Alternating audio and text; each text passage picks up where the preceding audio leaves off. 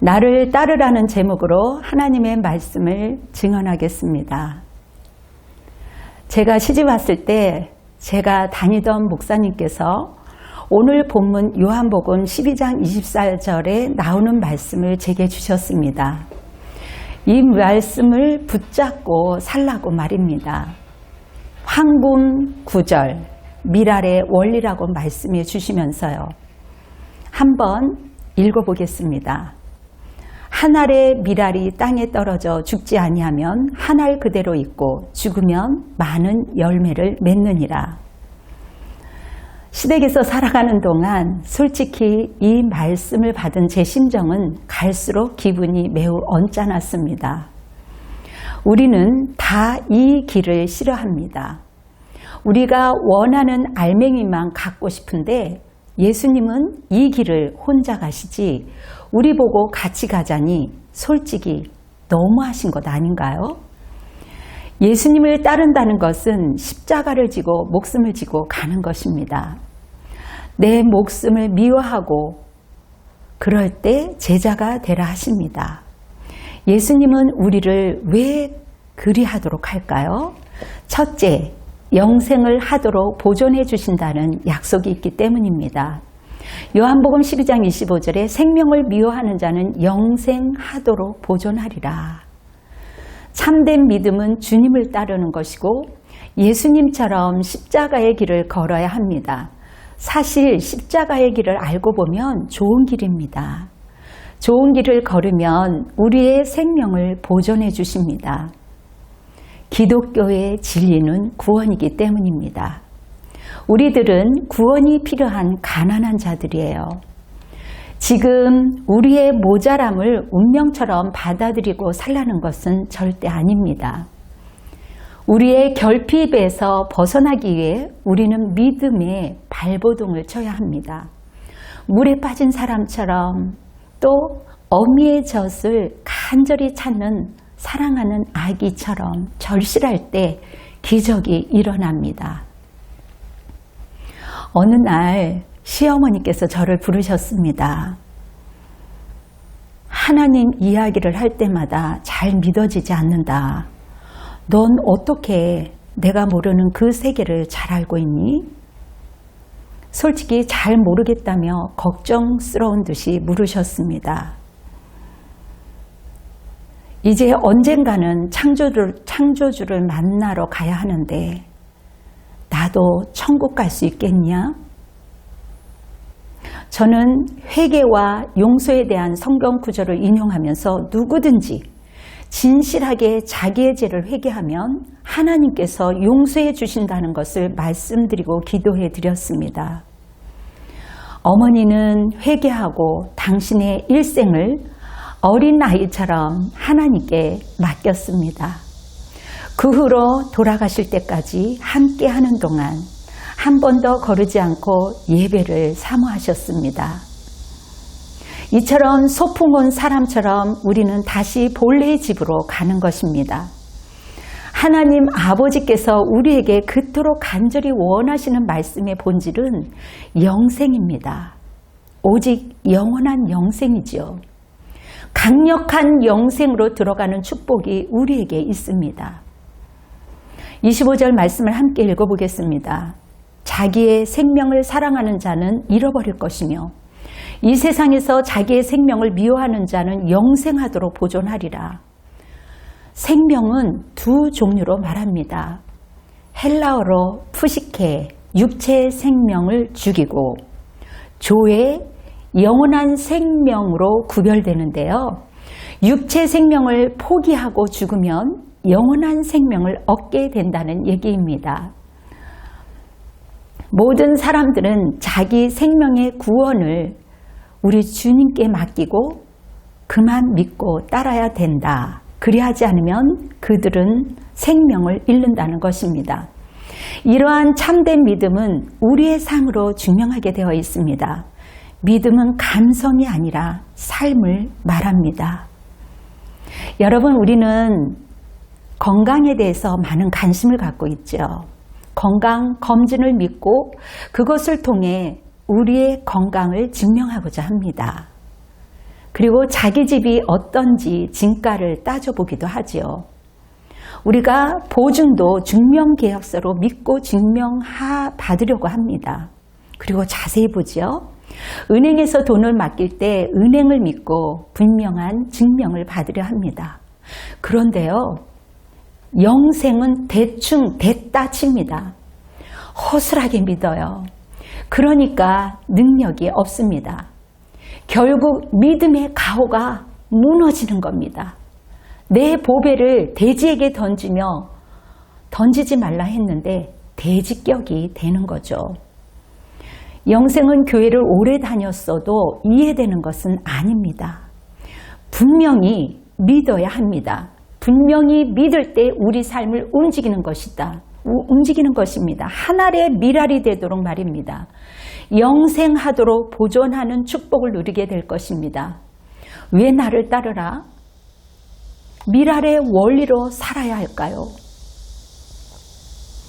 둘째, 하나님이 귀히 여기신다는 약속이 있기 때문입니다. 사람이 나를 섬기면 그를 귀히 여기시리라. 요한복음 12장 26절의 말씀처럼 이러한 사람들은 복의 길을 가는 것입니다. 하나님은 이런 자를 축복으로 보상해 줍니다. 인생의 실체는 육체를 위해서 우리가 추악하게 사는 게 인간이라고 어른들이 말씀하고 계십니다. 사람들은 자기가 영광을 받으려고 온갖 자랑을 할 때 슬며시 교만이 자리를 잡게 되는데요. 육체의 생명을 내려놓으면 영원한 축복, 내면의 영롱한 삶을 사는 겁니다. 이것이 예수님 따라 가는 것입니다. 십자가의 길은 영광의 길이에요. 두려워하지 마십시오. 우리가 존재하는 것은 축복의 통로가 되는 것입니다. 여러분, 순교자 스데반을 아실 거예요. 그는 유학파 출신입니다. 설교도 너무 잘했어요. 그 유능한 스데반을 설교자로 세워서 수많은 이들에게 감동을 주도록 하시지, 유능하고 똑똑한 자를 복음 전하다가 돌에 맞아 죽게 하시고 결국 순교하도록 할까요? 스데반이 자신이 죽을 때 우리 예수님이 직접 나오셔서 서신 것을 보게 됩니다. 그를 귀히 여기신 것입니다. 십자가의 길은 축복과 영광의 길입니다. 나를 따르라. 밀알의 원리로 살아야 하는 그 이유는 셋째, 열매를 많이 맺도록 약속하셨기 때문입니다. 나만 구원받고 풍성한 기쁨과 행복을 누리는 것 얼마나 얌체해요. 혼자 누리는 것이 아니라 사람들을 귀하게 여기게 되니 주변을 다 살립니다. 주변에 웃음꽃이 피어납니다. 핵심은 보여지는 것의 평가를 말하는 것이 아니죠. 눈에 보이지 않는 것을 말합니다. 지금처럼 복음을 전하기 어려운 시기에 이럴 때 우리가 힘들지만 더 씨를 뿌리는 것입니다. 씨를 뿌릴 때는 금세 나오지 않죠. 열매가 당장 없더라도 하나님 나라는 그런 자를 매우 귀히 여기십니다. 여러분, 우리나라 믿음의 1세대는 일제시대를 겪고 6.25를 경험한 믿음의 선배들로 썩어진 씨로 살았습니다. 절개를 가지고 정직하고 진실되게 사셨던 그 1세대가 있었기에 지금 우리가 있습니다. 우리도 썩어져서 부흥의 열매를 맺어야 할 것입니다. 다음 세대를 위해서 말입니다. 우리의 사역은 하나님이 손대시고 하나님이 일으키니까 가능한 것이지요. 목양이 크던 지극히 작던 내 공로로 하는 것이 아니라 주님이 하신 것이기에 자만한다면 어리석은 것이겠죠. 우리가 실수할 수 있는 것은 지금 썩어질 밀알이 되는 사람에게 왜 열매 맺지 못하냐? 왜 그 모양이야? 왜 그렇게 있어? 답답하게 비판만 한다면 잘못된 것이라 생각합니다. 누군가 썩어지는 밀알이 되도록 부름받은 사람들이 있습니다. 당장은 열매가 없어도 또 작은 곳에서 있다 할지라도 하나님은 그들을 귀히 여기십니다. 보배처럼 귀히 여기셔요. 그런 사람은 자신의 소욕을 버리는 것이며 나누어지는 기쁨을 아는 자입니다. 미랄이 되는 것은 결국 보여지는 것이 다 아니라는 것이지요. 여러분, 바울은 매우 몹쓸 사람이었습니다. 인간적이지 못하고 하나님이 쓸 수 없는 사람이었습니다. 자기 생각에 옳은 대로 살았기 때문에 자기 의로 수많은 자들을 죽음에 몰아놓은 사람입니다. 오히려 하나님이 쓸 사람은 설교도 잘하는 스데반이죠. 아시다시피 유학파인 디아스포라 유대인이었습니다. 그런데 스데반은 일찍 순교하게 하셨습니다. 대신에 정말 우리가 볼 때 못 쓸 사람, 정말 말도 안 돼 하는 그러한 바울에게 하나님의 은혜를 부어 하나님의 사람이 되게 하셨습니다. 그리고 그를 철저히 하나님을 위하여 헌신하게 하셨습니다. 한 알의 미랄처럼 자기 자신을 죽이고 썩어지게 하신 것입니다. 세상으로 볼 때는 너무 미련하죠. 바보 같죠. 그러나 그렇지 않습니다. 사도 바울은 계속 무시를 당했습니다. 사람에게도 인정도 못 받고 여러 교회가 무시를 했습니다. 세상적으로 눈으로 볼 때는 거짓골이 되기까지 철저히 썩어진 것입니다. 얼마나 많은 그 보배로운 시간이 흘러갔습니까? 바울에게 전도를 받아 변화되었던 사람들도 바울의 그 거지 같은 그 모양새를 보고 무시하고 외면했습니다. 그들은 바울의 열매인데 그를 얼마나 하대하였으면 바울이 모욕감, 울분에 섞인 글을 쓸 정도였으니까요.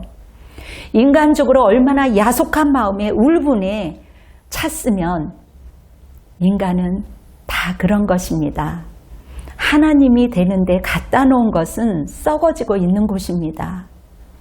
우리가 썩어지는 동안 사람들은 자존감을 건들지요. 성질 같아서는 다 때려치우고 거부할 수도 있겠죠. 자꾸 세상적으로 생각하면 이 길을 못 갑니다. 왜 주님이 있으라는 자리에 있어요? 생각 같아서는 우리 자존심 버리고 다른 일을 해도 되고 다른 곳을 가도 얼마든지 되는데요. 그러나 주의 길은 자기 멋대로 하는 것이 아닙니다. 자기를 내려놓고 하나님의 뜻대로 걸어가는 거예요. 그래서 좁은 길은 성령에 함께하지 않으면 안위감만 못합니다. 요즘 건강하지 못한 분들은 그냥 공격부터 합니다. 많은 단체들이 성령의 역사도 있고 성령을 부인하는 것도 있으리라 봅니다. 사람들은 인맥, 학연, 혈연, 지연으로 움직입니다. 그것도 없는 사람은 아무 데도 갈 수 없는 현실입니다. 하나님이 우리를 지극히 작은 곳에 머물게 할 때 소박한 곳에 우리를 두신 것은 너무 힘듭니다. 그러나 그렇게 하신 이유가 반드시 있습니다. 여기에 놀라운 비밀이 있습니다. 하나님이 하신 일은 이해할 수 없을 때에도 최상이요 그 어떤 것과도 비교가 안 되는 것입니다. 제가 아는 지인분 중에 한 분이 뇌종양의 그 생명의 위기를 느꼈습니다. 그는 죽기 전에 무언가 하나님이 기뻐한 일을 해야겠다는 심정으로 평신도 선교사로 베트남으로 선교를 떠났습니다. 주변에 어떤 선교사님은 달달이 받는 선교 헌금을 의시되며 남의 사역에 가서 사진 찍어서 보내며 사는데 본인은 도와주는 소속 단체도 없고 목사가 아니라서 선교비도 못 받고 대우받지 못할 때 인간인지라 그런 장면을 보면서 늘 갈등이 있었습니다. 그러나 철저히 썩어지는 마음으로 사명을 감당했습니다. 그런데 죽으면 죽으리라 갔는데 안 죽는 겁니다. 그리고 건강해지는 거예요. 한 알의 미랄로 썩어지려고 갔는데 오히려 살아난 겁니다. 그리고 그를 따르는 제자들이 10명 정도 생겨났습니다. 그런데 어느 날 좋은 소식이 들려왔어요. 그 선교사님이 양육한 청년들이 그 지역 최대 교단이 된 것입니다. 그들은 한국 선교사님들을 잘 안 만나주는데요. 그들의 스승이었던 그분을, 그 선교사님을 초청해서 기쁘게 환영을 해주었습니다. 얼마나 기쁘고 감격이었겠습니까? 한 알의 미랄이 되어 죽은 것밖에 없었는데 엄청난 기적이 일어난 것입니다. 더 귀한 것은 그 선교사님이 자기가 학장에 놓은 선교지를 주관하고 간섭하지 않았다는 것에 더 놀라웠습니다. 대부분 선교사님들은 끝까지 자기가 손을 대려고 합니다. 바울이 폼나는 사역을 원했다면 에베소 교회에 있었을 겁니다. 바울도 신앙생활을 하면서 자기가 양육한 자들을 시시콜콜 주관하지 않았습니다. 보이는 것에 연연하고 대우받으려 했다면 부흥하는 곳에 그대로 있어야 되지 않겠습니까? 에베소 교회, 안디옥 교회, 빌립보 교회 등 영적 중심이 움직이는 곳으로 남아 있어야 합니다. 바울을 왕처럼 생각해주는 빌립보 교회에 있어야지 끝내는 불나방처럼 네로의 목잘로 죽는데도 자원해서 갑니다. 이것을 어떻게 우리가 이해할 수 있을까요? 바울은 참된 진리를 알았던 것입니다. 황금의 구절, 미랄의 원리를 정확하게 꿰뚫고 있었던 것입니다. 우리가 썩어질 때 놀라운 열매가 나온다는 것을 알았던 것입니다. 미랄처럼 그의 썩어지는 희생으로 곳곳에 교회가 강력하게 부흥하고 일어났던 것입니다. 우리도 그렇게 썩어지는 미랄이 될 때 이 시대에 강력한 부흥이 일어날 줄 믿습니다. 사랑하는 성도 여러분, 우리는 썩어지는 미랄이 되어야 합니다. 주님께서 우리에게 나를 따르라고 요청하고 계십니다. 우리가 그분을 따를 때 썩어지는 미랄이 될 때 우리는 영생하도록 보존하는 생명을 얻고 누리게 될 것입니다. 이 세상에서 뭐가 있어서 이것보다 위대하겠습니까? 돈입니까? 명예입니까? 물론 건강 소중하죠. 그러나 이거보다 더 대단하겠습니까? 주님께서 이 위대한 영생을 허락하신다고 약속하셨습니다. 그리고 미랄로 썩어질 때 하나님은 우리를 귀히 여겨주실 것입니다. 세상 사람들이 귀하게 여겨줘도 기분이 참 좋을 텐데요. 최고의 하나님께서 우리를 귀히 여겨주신다니 우리가 이 길을 가야 하지 않겠습니까? 그리고 우리가 썩어질 때 많은 열매를 맺는데 어찌 이 길을 가지 않겠습니까? 우리 함께 한 알의 썩어진 미랄이 됩시다. 주님께서 우리에게 요청하고 계십니다. 나를 따르라. 한 알의 미랄이 적용되기를 예수님의 이름으로 축원합니다. 아멘. 기도와 축도로 예배를 마무리하겠습니다.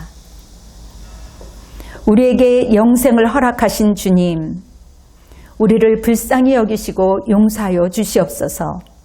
이 민족의 탄식을 주님 들어주시옵소서. 하나님을 믿는 우리들은 더 합심하여서 선을 이루는 일을 영생의 복으로 삼게 하옵소서. 이제는 우리 주 예수 그리스도의 은혜와 한량없는 하나님의 사랑하심과 성령님의 역사하심이 모든 영광과 찬양과 존귀가 주님께 영원토록 속하였나이다. 아멘. 주님께 영광의 박수를 올려드리겠습니다. 여러분 승리하십시오. 사랑합니다.